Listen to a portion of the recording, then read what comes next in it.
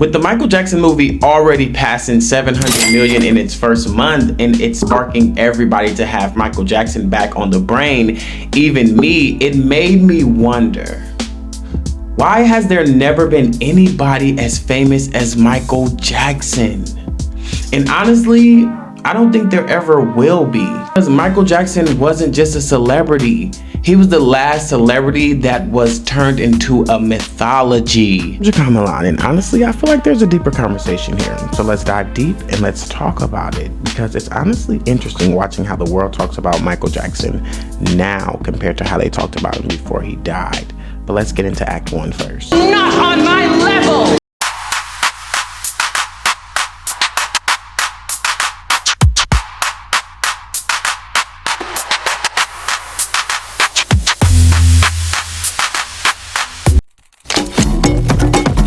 It's the Jackson, starring Michael.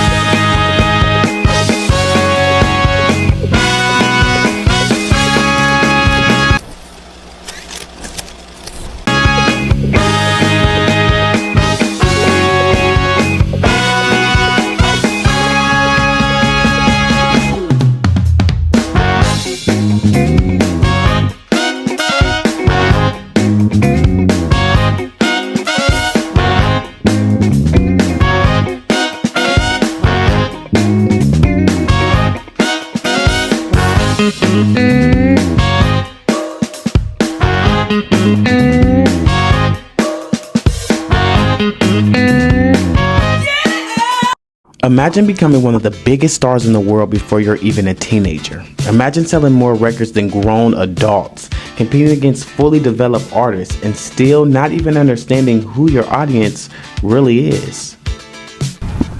Who do you think is listening to your music? Describe your audience. Well, maybe some guys from television or some. I don't know. That clip has always stayed with me because it really shows how young Michael Jackson was when the world started consuming him. Before he even understood himself, imagine millions of people already knowing your name. Imagine taking your family from Gary, Indiana to Hollywood before you even hit double digits. And I've always loved the beginning of Michael Jackson's story because it feels so innocent on the surface, like a true American dream.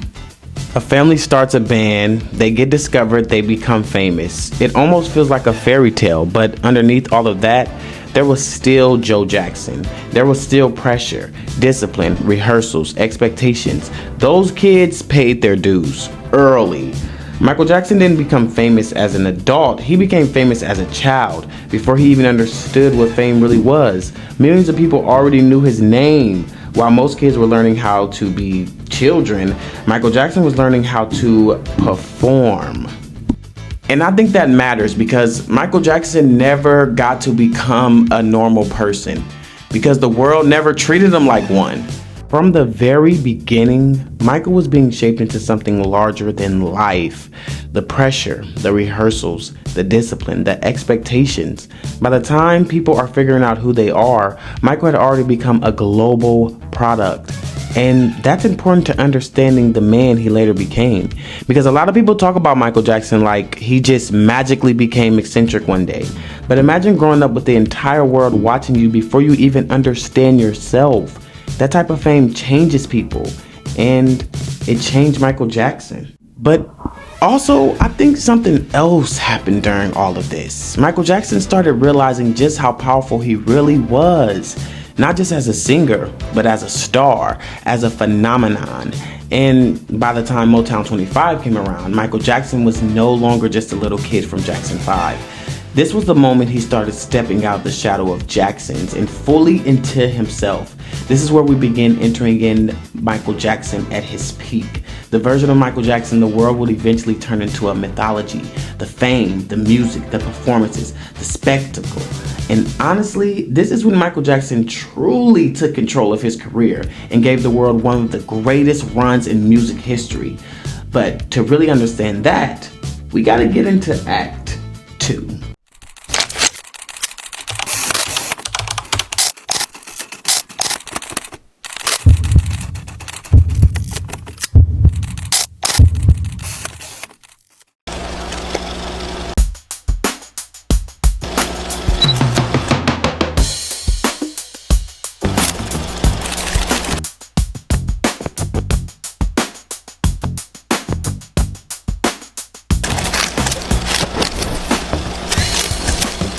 The joy of doing something phenomenal, because everybody waiting to see the next big, Michael Jackson short. And I thought Thriller was the perfect vehicle. Then came the 80s, and this is when Michael Jackson stopped being a star and became something closer to a mythology. But before we even got Thriller, or even before we even got Bad, I think people forget something very important. Michael Jackson already had albums before Thriller. Got to Be There, Ben, Music in Me, Forever Michael, Off the Wall. I especially want to talk about Off the Wall because people act like Michael Jackson just popped out with Thriller one day. No. Off the Wall was already a massive album. Disco was huge at the time, and Michael Jackson, along with other black artists, were killing it. But what's interesting is that around that time, disco itself started getting backlash. And honestly, a lot of that backlash had racial undertones because black artists were dominating disco music. People literally start trying to kill the entire genre. There was even stuff like Disco Demolition Night, where people publicly destroyed disco records, and a lot of artists attached to disco couldn't survive that shift. But Michael Jackson was smart. He understood how to evolve. He understood timing. He understood image. And most importantly, he understood spectacle. 50,000 people, the largest crowd of the season, showed up at Chicago's Comiskey Park for the twilight doubleheader between the White Sox and the Detroit Tigers. 15,000 others had to be turned away. Many had come for Disco Demolition Night, a promotional gimmick. Between games, as planned, a huge box containing thousands of disco records was blown up.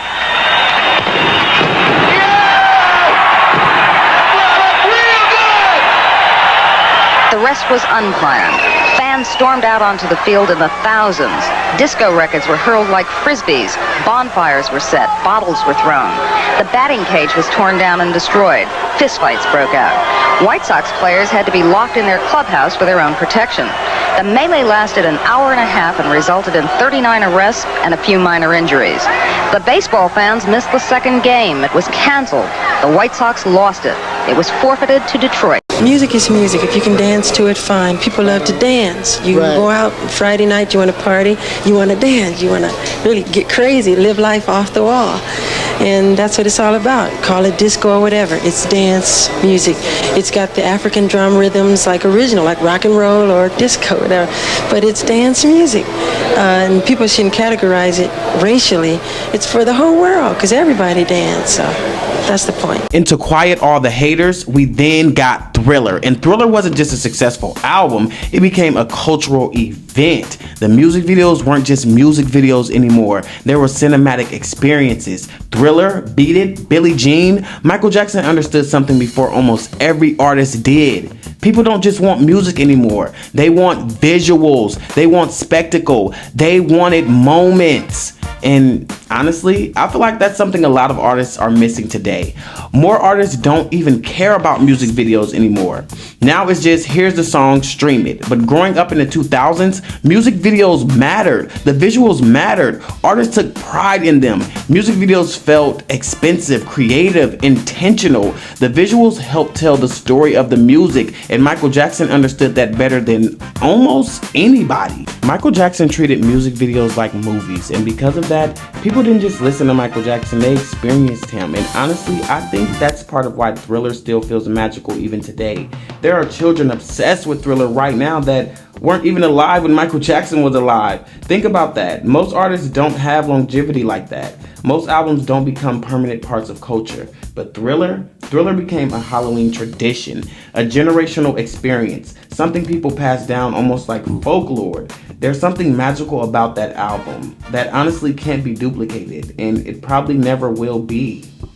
And what made Michael Jackson different from any celebrity before or even after him is that he didn't just dominate in America. He dominated the whole entire planet. People who didn't even speak English knew who MJ was. And that level of fame is hard to explain to the new generation, even with social media. Because today, fame is fragmented. There's so many niches and different things that people do, why people follow different people. But back then, the world was watching one person at the same time. And honestly, I think Michael Jackson existed in a perfect sweet spot in history. The world was global enough for everybody to know him, but not digital enough for people to feel oversaturated yet. There was no social media, no TikTok, no Instagram, no constant access to celebrities. If you wanted to see your favorite artists, you had to wait for them to appear on TV, which made moments feel bigger, more important, more magical. And Michael Jackson understood that perfectly. Michael Jackson already had the talent, but he also understood the business. He understood timing, he understood image, and I honestly think once he realized, if I keep pushing boundaries and doing things no other artist is doing, nobody can touch me. That's exactly what happened, because even now, everything feels oversaturated. Everybody's competing for attention. Everybody's trying to go viral. But Michael Jackson came from an era where moments felt rare. And I think rarity is part of what made him feel so legendary. But eventually, that level of fame started changing more than just Michael Jackson's career. It started changing Michael Jackson himself. And to understand that, we got to get into Act 3.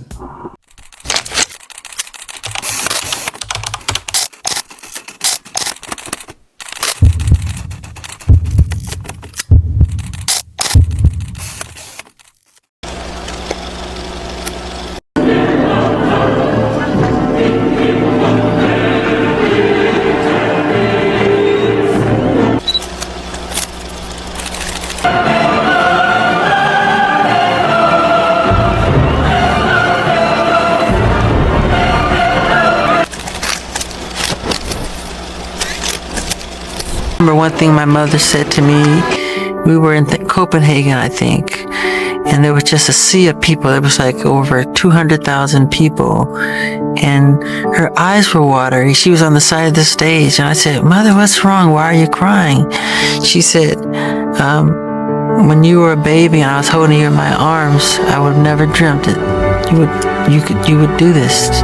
You would have this kind of effect on an audience like this. And one of the biggest reasons there may never be another Michael Jackson is because the world itself was completely different back then. Back then, celebrities felt untouchable, mythical, larger than life. You didn't have access to them 24/7. People waited for interviews, performances, award shows, public appearances, and because access was limited, celebrities felt magical. Michael Jackson honestly felt like somebody from a different universe, and I feel like that's something the younger generations just will never understand. Now, celebrities feel like somebody you just follow online, and that right there changes everything. Social media changed celebrity culture forever. Celebrities used to feel unreachable. Now fame feels downloadable. And because everybody can be visible now, fame itself doesn't feel rare anymore. Everyone has a platform, a camera, an audience, a personal brand. But back then, people weren't looking for celebrities to feel relatable. People wanted celebrities to feel above them, perfect, untouchable, aspirational. People wanted stars that made them dream. And Michael Jackson represented the fantasy better than almost anybody. The clothes, the performance, the fame, the mystery. But now, people want their celebrities to feel more relatable, down to earth, accessible, authentic. People want celebrities to feel more like mutuals online than celebrities, honestly. Because today, fame is fragmented. Everybody is famous in different groups. But back then, everybody was watching the same person at the same time. People didn't want Michael Jackson to feel normal. They wanted Michael Jackson to feel magical. And honestly, I feel like that's the biggest reason why no one will ever feel like Michael Jackson ever again. Because the celebrity culture that created him just doesn't exist anymore.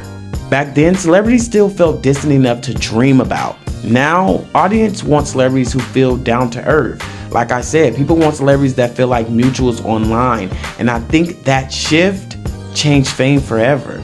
Michael Jackson came from the last era where the world could collectively look up at one person and turn them into a mythology. And what's interesting is, the more famous Michael Jackson became, the more the world became obsessed with every part of him. Not just the music, but his face, his skin, his hair, his nose, his entire appearance. And honestly, that obsession would eventually become one of the biggest parts of Michael Jackson fame itself.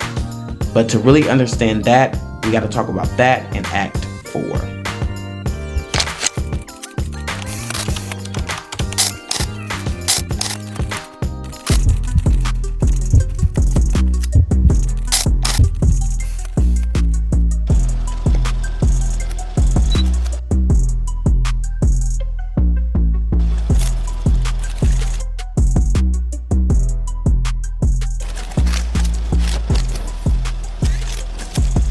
Surgery wasn't invented for Michael Jackson. No, I'm not suggesting it was Everybody invented gets for Michael Jackson, but what I'm saying is, sometimes people go too far. Sometimes, if they've got a lot of money and they have an opportunity, sometimes they can think, oh, I'll do things, especially given your childhood. I mean, while we've talked, I've begun to understand how difficult that was for you, how unhappy you were as a child. As an adolescent, how unhappy you were about your appearance. You told me in Neverland that your father used to insult you. You told me in Las Vegas your father used to talk about your nose. So I can understand why you wanted to change your appearance. It makes sense. I wouldn't want. Just that though, not the whole face, just the nose. They try to say, why do you keep changing it? It's not true. But as Michael's fame kept growing, something else started happening. The world became obsessed with Michael Jackson himself. Not just the music, not just the performance, but his face, his skin, his nose, his hair, his voice, his entire appearance became public discussion. And honestly, this is the era that I grew up with Michael Jackson in. And I'm from the 2000 celebrity culture era, and they were ruthless. Honestly, Michael Jackson wasn't praised then as he's praised now, and people honestly made fun of him constantly. TV shows mocked him, cartoons mocked him, comedy movies mocked him, late night TV mocked him, and eventually it started feeling like Michael Jackson's fame became less about the music and more about the spectacle surrounding his life. The allegations, the tabloids, the interviews, the paparazzi, the changing appearance, holding his baby over the balcony. Everything became headline material. By this point, people were consuming Jackson almost like reality television, and honestly, the music itself started becoming secondary to the chaos surrounding him. Sales were slowing down. The merchandising wasn't what it used to be. But the tabloids were booming. People wanted access to Michael Jackson more than ever. People wanted access to Michael Jackson more than they wanted the art itself. And I think that says a lot about celebrity culture. Because the same world that once worshipped Michael Jackson started turning him into entertainment in a completely different way. Not a superstar, but almost a public spectacle. In the center of it all was Michael Jackson's appearance. Michael Jackson had vitiligo, a disease that causes loss of skin pigmentation. But during this time, a lot of people either didn't understand vitiligo or they simply didn't care to understand it. So tabloids pushed this narrative that Michael Jackson was trying to become white. And whether people admit it or not, as Michael Jackson's appearance changed, people across different races started to psychologically view him differently too. I just want to say this. Michael Jackson always identified himself as a black man, but visually, he became racially ambiguous to a lot of the public. And I honestly think that's why he was able to connect globally with everybody in a way that nobody ever has. And what's interesting to me is Michael Jackson may be the only black celebrity where you regularly see impersonators of literally every race.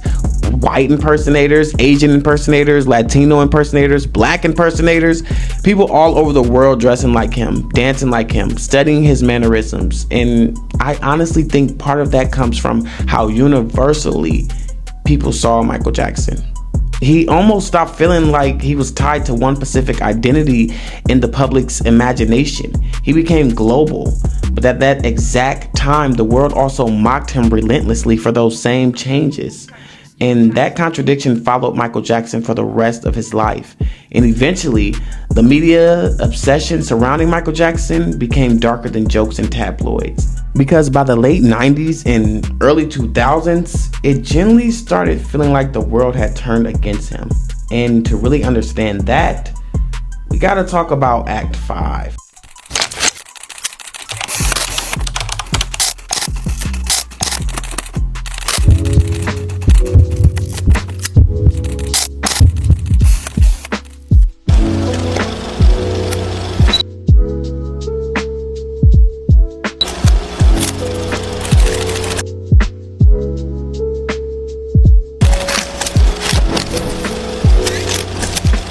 Read all the things written about me. I wasn't aware that the world thought I was so weird and bizarre. But when you grow up, as I did, in front of 100 million people since the age of 5, you're automatically different. My childhood was completely taken away from me. There was no Christmas, there was no birthdays. It was not a normal childhood, no normal pleasures of childhood. Those were exchanged for hard work, struggle, and pain. I realized that many of our world's problems today, from the inner city crime to large-scale wars and terrorism, and our overcrowded prisons, are a result of the fact that children have had their childhood stolen from them. The magic, the wonder, the mystery, and the innocence of a child's heart are the seeds of creativity that will heal the world. I really believe that. And then Michael Jackson died. And honestly, I think that's when the world finally remembered who the fuck Michael Jackson really was.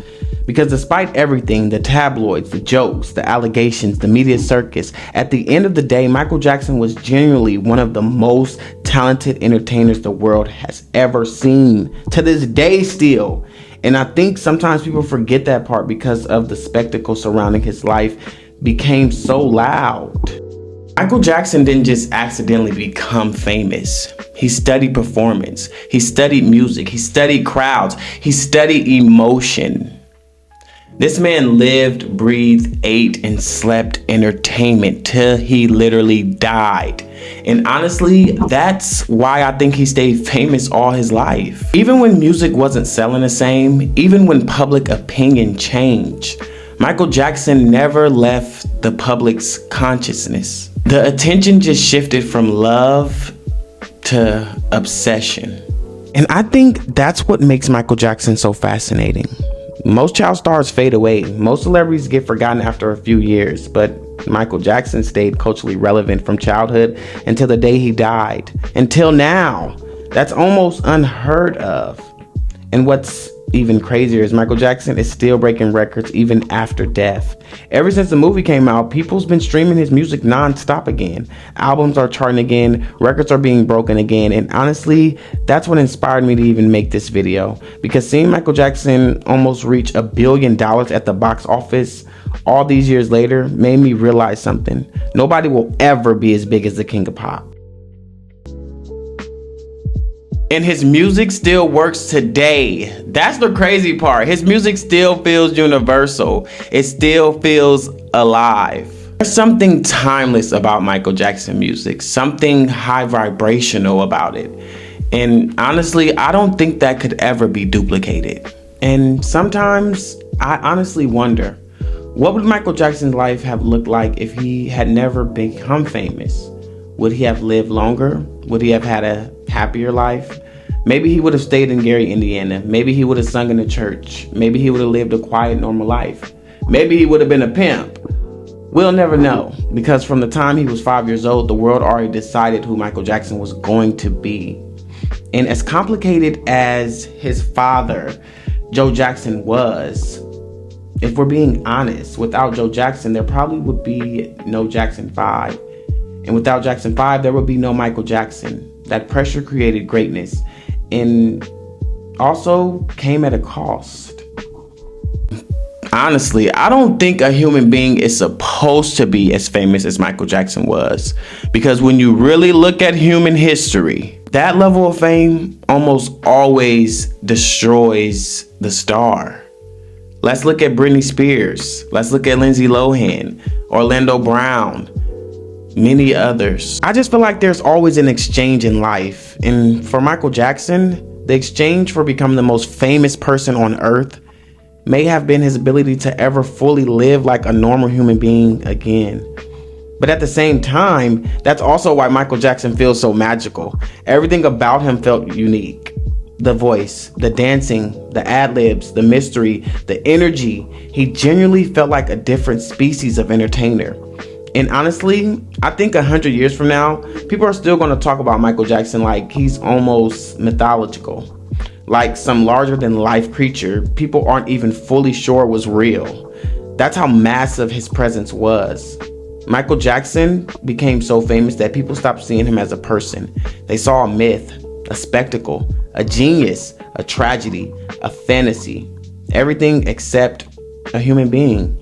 And that's why I truly believe there will never be another Michael Jackson again, or nobody ever that comes close to his fame. But what do you think? Do you think there will ever be another Michael Jackson? Can you think of any celebrity that even comes close to the level of fame that Michael Jackson had? And would y'all want to see me do more deep dives like this on Michael Jackson or other celebrities?